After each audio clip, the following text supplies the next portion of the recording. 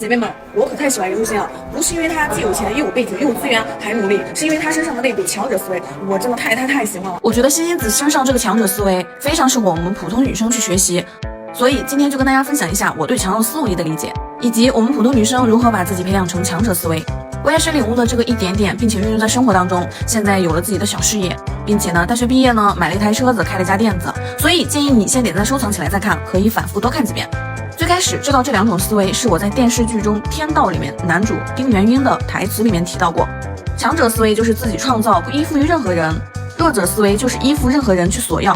弱者思维就是等靠要强思维的人。在我们当下社会里面，强者思维是非常稀缺的，不管是在爱情、事业、家庭，强者思维的人都可以经营的风生水起。所以这类人啊，他们一般都是非常自信。这种自信呢，并不是盲目的，而是他们非常相信自己，知道自己想要的一切是可以创造出来的。这一点啊，欣欣子绝对是真的榜样，他就是不断创造自己想要的。在17年的时候，就自己运营全平台的账号，空闲的时候啊，找人学舞蹈，用自己的拍摄作品去在平台上面去运营，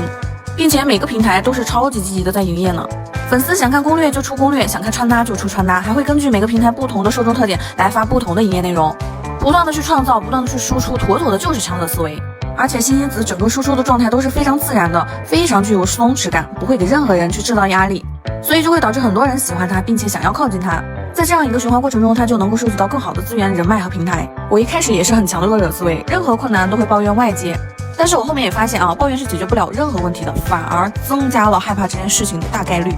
不断让我陷入一次又一次的循环和内耗当中。所以我很细心的去观察，拥有强者思维的人呢，他们都有一个共性，就是发现任何问题、任何事情的时候，就会先观察自己内在的原因，去探究内在自我，从内观自己的情绪当中，会分析人性中，分析出来问题，再去接纳、去调整，就能掌握主动权。分享这段视频的目的就是希望大家都能拥有强者思维。好了，我是雪儿，记得关注，2023年，让我们一起成长快乐吧。